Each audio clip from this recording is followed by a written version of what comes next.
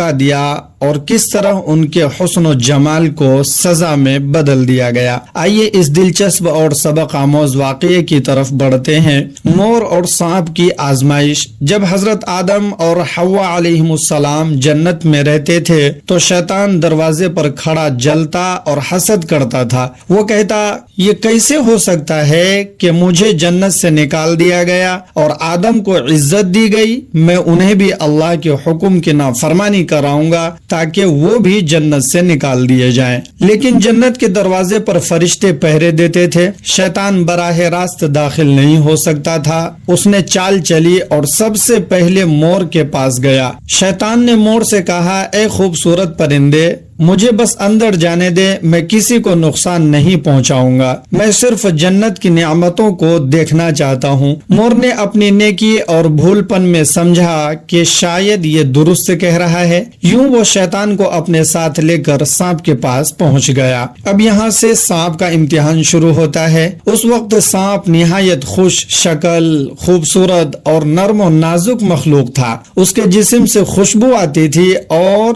وہ انسان کا دوست تھا۔ شیطان نے کہا، مجھے اپنے جسم میں چھپا لو اور جنت میں لے چلو۔ سانپ فریب میں آ گیا اور شیطان کو اپنے پیٹ یا منہ میں چھپا کر جنت کے اندر پہنچ گیا۔ جب شیطان جنت میں پہنچ گیا تو شیطان کی فریب کاری شروع ہو گئی، کیونکہ شیطان گیا ہی اسی مقصد سے تھا کہ حضرت آدم اور اما حوا کو بہکایا جائے اور اللہ کے حکم کی نافرمانی کرائی جائے۔ جنت میں داخل ہو کر شیطان نے حضرت آدم اور حوا سے کہا، کیا تم چاہتے ہو کہ تمہیں ہمیشہ کی زندگی ملے، تمہیں لازوال بادشاہی ملے؟ اگر چاہتے ہو تو اس درخت کا پھل کھاؤ۔ پہلے تو دونوں جھجک محسوس کیے، مگر شیطان نے جھوٹی قسم کھا کر کہا، اللہ کی قسم، میں تمہارا خیر خواہ ہوں، میں تمہارا رفیق ہوں۔ یوں حضرت آدم اور حوا دھوکے میں آ کر درخت کا پھل کھا بیٹھے۔ اللہ تعالیٰ کا حکم ٹوٹا۔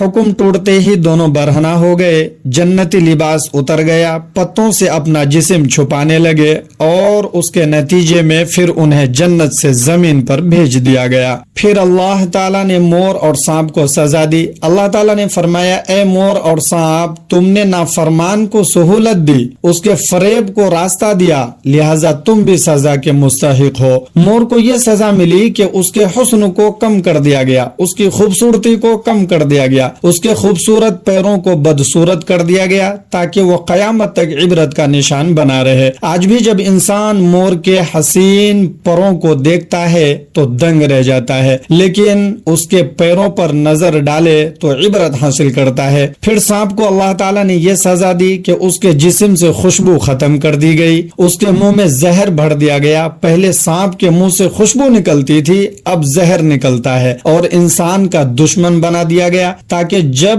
انسان اسے دیکھے تو ڈرے اور محتاط ہو جائے۔ حضرت آدم علیہ السلام کو کہاں اتارا گیا؟ جب حضرت آدم علیہ السلام نے نافرمانی کی تو اللہ تعالیٰ نے انہیں جنت سے زمین پر اتارا۔ مفسرین فرماتے ہیں کہ حضرت آدم علیہ السلام کو ہندوستان کی سرزمین پر اتارا گیا، خاص طور پر سراندیپ سری لنکا کے پہاڑ پر۔ حضرت حوا علیہ السلام کو جدہ سعودی عرب میں اتارا گیا۔ یوں زمین پر ان دونوں کی جدائی بھی ان کے لیے آزمائش بن گئی۔ بعد میں اللہ تعالیٰ نے انہیں دوبارہ ملا دیا اور دنیاوی زندگی کا سفر شروع ہوا۔ دوستو، سبق اور نصیحت کیا ہے اس میں؟ اس پورے واقعے میں ہمارے لیے بے شمار عبرتیں ہیں۔ صحبت کا اثر، پہلی عبرت صحبت کا اثر۔ مور اور سانپ کی نیک نیتی بھی انہیں تباہی کی طرف لے گئی کیونکہ انہوں نے غلط کا ساتھ دیا۔ شیطان کا طریقہ، وہ ہمیشہ میٹھی بات اور جھوٹی قسم کھا کر بہکاتا ہے۔ اللہ کا عدل، نافرمانی کرنے والا اور نافرمانی میں تعاون کرنے والا دونوں سزا کے مستحق ہوتے ہیں۔ زندگی کا امتحان، جنت سے زمین پر آنا اس بات کی یاد دہانی ہے کہ دنیا امتحان گاہ ہے، یہاں ہمیں اللہ کے احکام پر چلنا ہوگا تاکہ دوبارہ جنت کے حقدار بن سکیں۔ آئیے دعا کرتے ہیں، اے اللہ ہمیں شیطان کے فریب سے محفوظ فرما، اے اللہ ہمیں نیک صحبت عطا فرما اور ہمیں اپنی نافرمانی سے بچا۔ اے اللہ ہمیں دنیا کی آزمائشوں میں کامیاب فرما اور جنت الفردوس میں اپنے نبیوں، صدیقین اور صالحین کے ساتھ جگہ عطا فرما، آمین یا رب العالمین۔ ملتے ہیں اگلی ویڈیو میں، تب تک خدا حافظ، اللہ آپ کا حامی و ناصر ہو۔